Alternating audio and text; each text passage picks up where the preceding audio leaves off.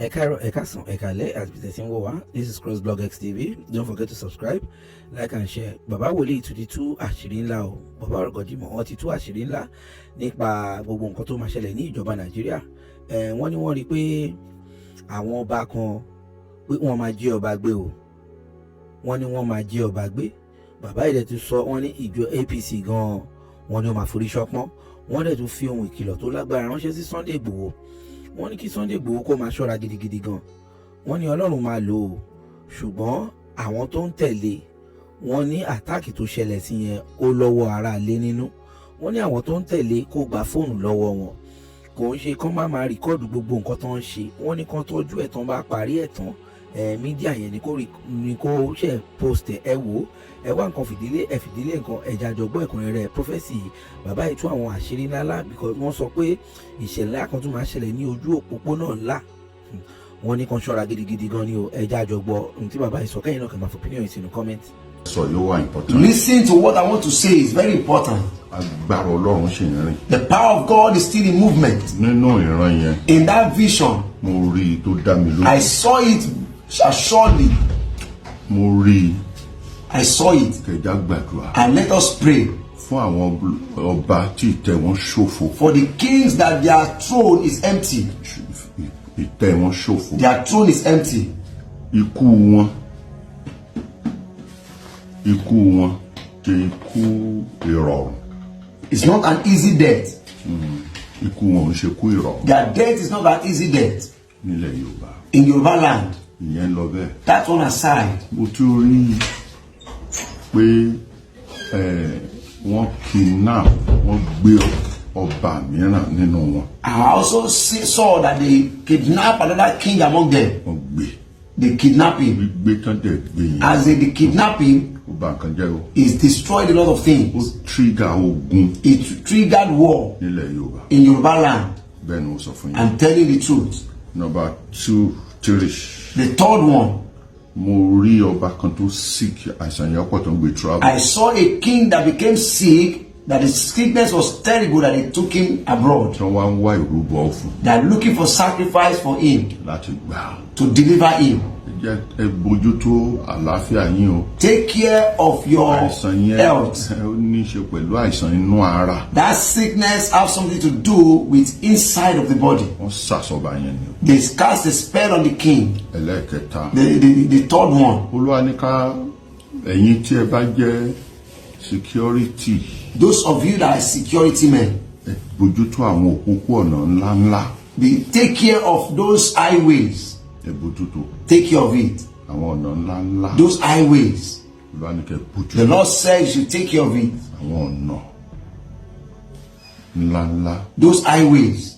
Olúwa ní kẹ́ The bójútó Lord said you should take care of it. àwọn ọ̀nà tí wọ́n lè dènà kó àwọn èèyàn. The highways that they can stand on the way to kidnap people. Olúwa ní kẹ́ bójútó. The Lord says you take care of it. Sọ fún yín ẹ lọ padà sórí TikTok kẹ́ lọ tú wò. I told you before earlier, go back to TikTok to go and watch it again. Internally APC máa túká, wọ́n máa jà, wọ́n máa pín. I said I saw it eternally that APC will scatter the Mo divide ní and èèyàn share. kan tó dìde tó dẹ̀ tó ń fi ẹ̀rúnú hàn bóyá wọ́n lù ú jìbìtì ní o bóyá ń gba ní o. Mo ṣáàrí o rántí pé mo sọ̀rọ̀ yẹn láàrin wọn.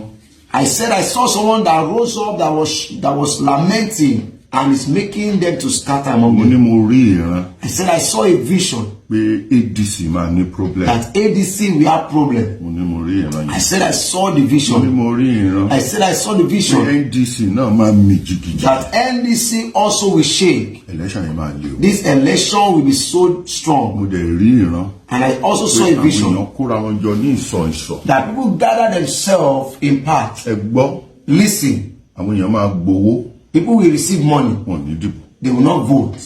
Wọ́n á gbàgùn míì lọ. They will go elsewhere. Mo dẹ̀ sọ ti pẹ́. And I've said it for a long time. Ìran yẹn le pọ̀. That vision is very strong. Ṣùgbọ́n eléyìí tí mo sọ yìí. But this one I said, Gbàdúrà dáadáa. pray very well Kó tó jáde. before you go out. Gbàdúrà dáadáa. Pray very well. Ìran tí mo rí The vision I saw, ní òpópó-ọ̀nà ńlá. a very highway. Ìjà gbàdúrà. Let us pray. Ọmọ mú wọn o. You'll be arrested, Báwọn èèyàn ó kù. but people will die. Ní tí mo rí nìyẹn. That's what I saw. Ní tí mo rí nìyẹn. That's what I saw. Mo rí ilẹ̀kùn kan wájú mi tó ṣí. I saw a door before me that opened. Kí leléyìí? What is this? Olúwa ní kí ex-president, former president ní Nàìjíríà kó gbàdúrà. The Lord said that the former president should pray. Kó gbàdúrà dáadáa. He should pray very well. Lórí ikú. Over Ó ti death. dàgbà o. Ṣùgbọ́n mo rí little breeze bí àìsàn kékeré tó dẹ̀ bá lọ. He's old already, but I saw a little breeze of sickness that took him away. Àìsàn yẹn ò le púpọ̀. That sickness is not really strong, Ṣùgbọ́n kò survive. but he did not survive it. Ntí mo rí ni. That's what I saw. Ṣé ìjà gbàdúrà. So let us pray very well. Ìjà gbàdúrà. Let us pray very well. Nítorí Olúwa sọ fún mi. That's what the Lord told me. I said it. Yóò sì dáa fún yín. And it shall be well with you. Ẹ máa rá àánú gbà. Amen. You shall receive mercy. Ẹ máa rọ́wọ́ Ọlọ́run. You will see the hand of God. Àánú máa dá yín lóhùn. Mercy will answer you. Èyí tí àdúrà mi rè. This is my prayer. Àní sunkún Nàìjíríà. Amen. We will not cry in Nigeria again. Ìdílé kí ìdílé ò ní sunkún. No family will cry again. Bẹ́ẹ̀ l'Olúwa wí. Says the Lord. Jésù Olúwa wí. Jesus our Lord. Ẹ gbọ́ mi o. Listen to me. Mo ti give prophecy nípa Sunday. I've given prophecy about Sunday. Ọlọ́run máa lò ó. The Lord will use him. Ṣùgbọ́n But kò ṣọ́ra ẹ̀. he should be careful. Kò yé sọ̀rọ̀ síta. He should stop speaking outside. Mo sọ nígbà yẹn lórí slang I said it that time over slang. ní Second World War. And Second World War. Lips sink ship. Bí ẹnu bá tú ọkọ̀ àárì. Leak lips sink ship. Àtáàkì tó ṣẹlẹ̀ yẹn. The attack that occurred. Ó lọ́wọ́ ilé inú. It has the hand of the household in it. Ọ̀tá wà láàrin tìmọ̀. There's enemy among his team. Kó pa inú ẹ̀ mọ́. He should keep his mouth shut. Jí láàárọ̀ kó má máa mọ mi. He should just wake up in the morning. He should not know what he's planning. The Wọ́n second, gba fóònù lọ́wọ́ gbogbo àwọn tó ń tẹ̀lé jáde. he should take phone from those that follow him out. Gbogbo àwọn tó ń tẹ̀lé. Everyone that's following him. Kó kàn kún mídíà ẹ̀ kán dẹ̀ rékọ́dù ẹ̀ kán má gbé síta kó gbà tó bá wá ṣe tán ní kán ṣe máa post àwọn kan tán bá rí tán bá Just remain on this media. It's not bring it outside. Those things that he àwárí video. àti ń wọnú gbó lọ. Yeah, we are entering into the bush. Kan ṣọ́ra. They should be careful. Àlàáfíà fún mi. Peace unto you.